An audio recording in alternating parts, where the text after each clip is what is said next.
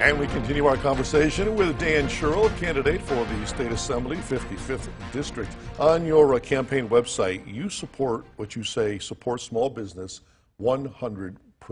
Those owners are going through a rough time right now, especially with the coronavirus. Is the state doing enough to help them stay afloat, especially in light of the governor's announcement just this past week of the 25% capacity? I think we as a state, and we need to do more for those businesses. They are the heart and soul of our communities. Without those, what do those people do? I mean, they were always saying that these people with businesses have to have, they're necessity workers. Well, you know what? Everybody's a necessity worker. We were allowing the big box companies and stores to be open, and we were shutting these small stores. Well, they don't have that capacity to continue on without any revenue. So I think we need to help support those businesses. At 25%, many of those places won't make it, and they will fold. And how are you going to bring those back? You won't. So they are frustrated right now. Yes. And again, we are reading in the newspapers and seeing on television the frustration being voiced by these businesses who are saying exactly what you just said. At 25%, I just can't make it. What can you, as a member of the Assembly, say to these people? I mean, do you just tell them to try to hang on, or do you just tell them that's the way it is and it's too bad? No, I don't think you can do that. I think we, as a state and representatives and both sides, we need to put the partisan stuff away. I think before we can actually get our economy working to where it was, we need to, first of all, look at this COVID virus and figure out ways to slow it, stop it, get a vaccine.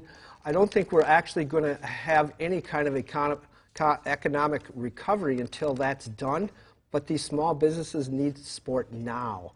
And we need to actually give them, I think, some money support. Do you support what the governor is doing right now? Yes, I do. You do? I do. What do you like about it? It makes sense. I mean, people are running around without masks. You can see it in the Green Bay area, Appleton, Neenah, Menasha, all the way down to Oshkosh. This COVID is spiking beyond belief. I'm talking to nurses, and they said it's a real thing. People are lined up trying to get in. Actually, I think the governor said that they were going to open up I think the fairgrounds as emergency help. So, you know, this is a real thing. People are going to die because of this, and people are dying because of it. And we need to do something. Wearing a mask, it doesn't seem to me like a very big thing, whether it's a Republican idea or a Democratic idea. If it's going to help the people of this state and country, we need to do that, and I believe that will help. So we've got a double-edged sword here, because on the one hand, you like what the governor is doing, and yet his edict and mandate about the 25% capacity is killing these businesses. Yes, yes, it is. I mean, there's nothing going to be normal about this until we get a handle on this. How can you open these businesses fully without masks or washing hands or social distancing? I think we need to do that and still support those businesses. I think we have to.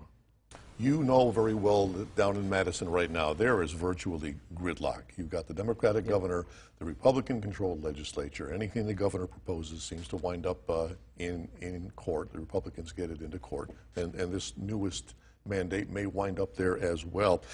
If you were elected, what would you do to at least bring the two sides a little bit closer together? Maybe that's an impossible task. Maybe it is an impossible task, but you know, because they hold the majority, they have all the power. And why would we have partisanship, especially during this COVID? Why are we putting people's lives at risk? I think it's crazy. I guess I would have to, if I get elected, I have to reach across the table. And as a union worker where I was working, I negotiated some contracts, and neither side gets everything. So you need to have negotiations, and we don't have a negotiation. We don't have a give and take anymore. So to put people's lives on the line, I think that's one of the main reasons I decided to run, because we need to change that. Anything in mind? What would you propose? I guess we just need to sit down and find out what is The same. You know, we all have differences, but we also have many things that are same. You know, when you look at what we all need in life, we all need food, we all need water, we need to be safe in our schools, we need to be safe in our work environment. Those are things that are commonalities, I think, that are very important to almost everyone. So I think we have to touch on those issues mostly.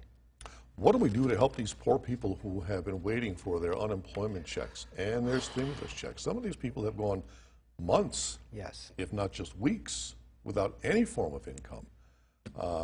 And it seems they're telling us that every time they call the Social Security Administration, or if they call the unemployment office, right, they run into a wall. Right.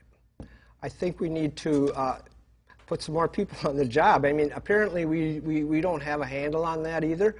I do have a few rentals, my rental properties myself, and one of my renters actually is running into that problem. He has not had any income for a couple months, and he's struggling. And what do? I sure can't kick him out. I mean, that would be totally crazy. So we are helping him out a little bit, but we need to jack the government up and say, come on, we need to get going on this stuff. As far as the general health care bills are concerned, you support Wisconsin taking federal money for BadgerCare. In your view, how would this improve health care in our state? I think it's $300 million I think we could accept from the federal government that we actually paid into the federal government anyway. Why would we not take that money and offer more services to the people that really need it? And I would like to go a step farther, if I could, and expand BadgerCare for everyone in the state.